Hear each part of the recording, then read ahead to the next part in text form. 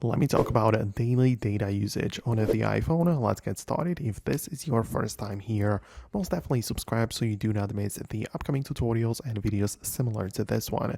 Anyways, the data usage on the iPhone can be tracked sort of inside of the settings app, where if you go to the cellular section, you can browse your data usage, but it's kind of like put all together. Like you could technically reset the statistics every day and have the data just for one day, but that's not very practical. So instead, I think it's much better to actually get the app from the App Store, which does that for you. So there is an app called My Data Manager.